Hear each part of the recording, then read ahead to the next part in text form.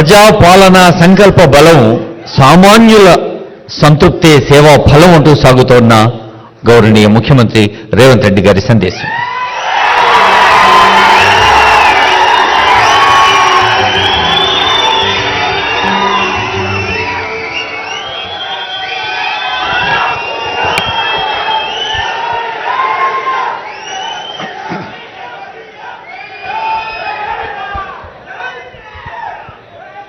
సభాధ్యక్షులు మంత్రివర్యులు శ్రీ జూపల్లి కృష్ణారావు గారు తెలంగాణ రాష్ట్ర ప్రభుత్వం తరఫున పద్మవిభూషణ్ పద్మశ్రీ అవార్డు గ్రహీతలను సన్మానించాలన్న ఆలోచన చేసి పెద్దలు వెంకయ్య నాయుడు గారితో మాట్లాడి ఈ సన్మాన కార్యక్రమాన్ని ఏర్పాటు చేయాలని ఆలోచన చేసి మా మంత్రివర్గ సహచరులతో ఉప ముఖ్యమంత్రి వర్యులు బట్టి విక్రమార్క గారితో మాట్లాడి రాష్ట్ర ప్రభుత్వం ఈ కార్యక్రమాన్ని ఏర్పాటు చేయడం జరిగింది. ఈ కార్యక్రమంలో ఉప ముఖ్యమంత్రి వర్యులు బట్టి విక్రమార్క గారు, R&B అండ్ సినిమాటోగ్రఫీ మంత్రివర్యులు కోమటిరెడ్డి వెంకటరెడ్డి గారు, రెవెన్యూ శాఖ మంత్రివర్యులు పొంగులేటి శ్రీనివాసరెడ్డి గారు, సభాధ్యక్షులు జూపల్లి కృష్ణారావు గారు ఈ కార్యక్రమంలో ముఖ్య అతిథులుగా పాల్గొని పద్మవిభూషణ్ అవార్డు గ్రహీతలు తెలుగు ప్రజలు తెలుగు మాట్లాడే భాషా ప్రాంతాలలోనే కాదు, ఢిల్లీకి వెళ్ళినప్పుడు ఏ అవసరం ఉన్నా ఎవరినైనా కలిసి తమ మనసులో మాట చెప్పుకోవాలన్నా నిలువెత్తు తెలుగు విగ్రహం ముప్పవరపు వెంకయ్య నాయుడు గారిని ఈ సందర్భంగా రాష్ట్ర ప్రభుత్వం సన్మానం చేయడం అనేది మనల్ని మనమే సన్మానం చేసుకోవడం అంత గొప్ప కార్యక్రమం.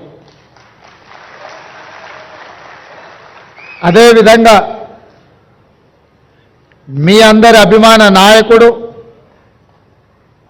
గొప్ప నటుడు, పున్నమి నాగు సినిమాలో నటనలో a commitment ఉండేనో Uyyalawada Narasimha Reddy cinema సందర్భంగా చేసిన నటనలో అదే కమిట్మెంట్. అంటే వారికి సినీ రంగంలో తొలినాళ్లలో అవకాశం వచ్చినప్పుడు ఈ అవకాశాన్ని జారవిడ్చుకోకూడదు, ఈ అవకాశం ద్వారా పైకి వెదగాలని, ఇండస్ట్రీలో నిలదొక్కుకోవాలని ఏ కన్విక్షన్తో కమిట్మెంట్తో వారు తన వృత్తిని చాలా గౌరవప్రదంగా కొనసాగించారో 46 సంవత్సరాల తర్వాత కూడా నటనలో వారి తపన ఈ రోజుకు అదే స్థాయిలో కనిపిస్తుంది. వారే మిత్రుడు చిరంజీవి గారు. నేను చాలామంది నటులు నాకు చాలామంది తెలుసు, ఎందుకంటే చాలా సంవత్సరాల నుంచి ఈ ప్రాంతంలోనే ఉండడం వల్ల 2 సినిమాలు 3 సినిమాలు హిట్ కాగానే ఇంకా వాళ్ళంత గొప్ప నటులు లేరని, వాళ్ళకి ఎవరు పోటీకి రారని భావిస్తుంటారు. కానీ 150 పైచిలకు సినిమాలలో గొప్పగా రాణించి జాతీయ స్థాయిలో అంతర్జాతీయ స్థాయిలో గుర్తింపు పొందిన చిరంజీవి గారిలో ఈ రోజుకు ఆ కమిట్మెంట్ ఉంది. ఆ కమిట్మెంటే వారిని ఇంత గొప్పగా రాణించే అవకాశం కల్పించింది. అలాంటి వారిని మా రాష్ట్ర ప్రభుత్వం సన్మానం చేయడం అనేది మా బాధ్యతగా మేము భావిస్తున్నాం. అదేవిధంగా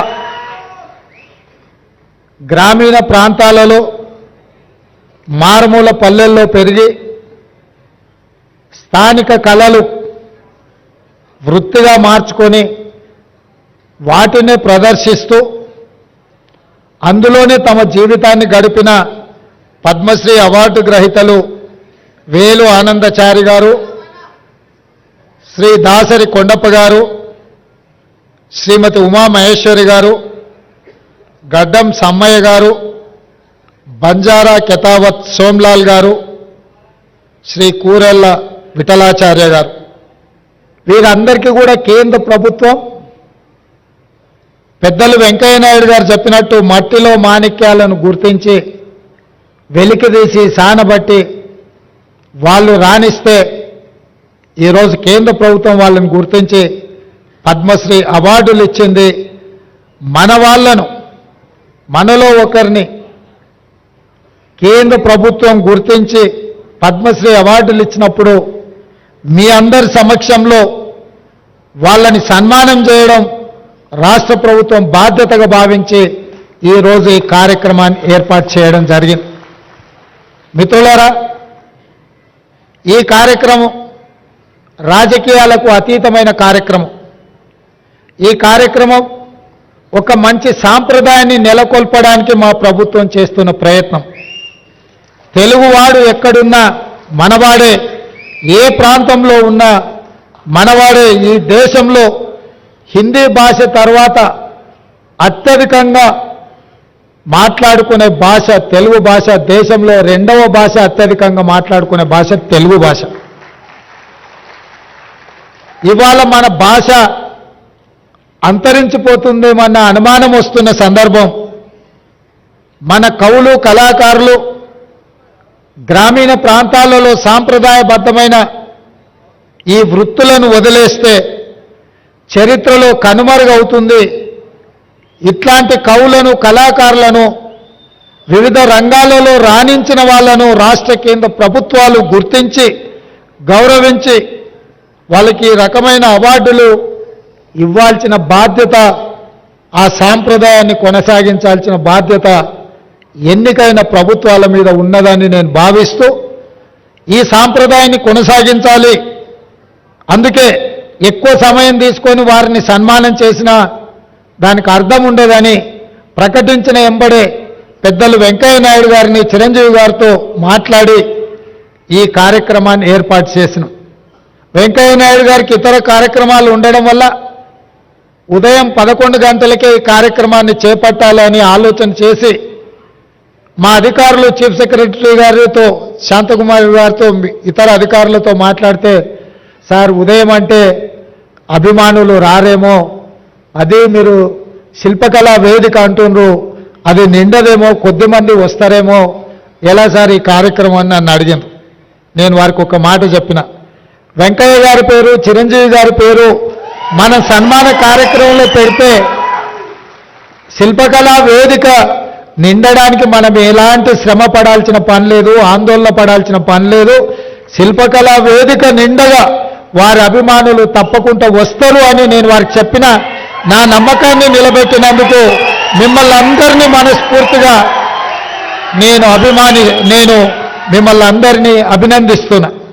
ఎందుకంటే ఈ కార్యక్రమాలు సాయంత్రం పూట పెట్టే కార్యక్రమాలు, కానీ ఉదయం 10 గంటలకే మీరందరూ వచ్చి ఈ కార్యక్రమాన్ని కల్లారా చూసి ఈ రాష్ట్ర ప్రభుత్వం చేపట్టిన కార్యక్రమాన్ని పెద్దలు వెంకయ్య నాయుడు గారు, చిరంజీవి గారు లాంటి వాళ్ళు పద్మశ్రీ అవార్డు గ్రహీతలు వారు మావిని అభినందిస్తుంటే మా ప్రజాపాలనకు ఆశీర్వాదం పొందినట్టుగానే నేను భావిస్తున్నా.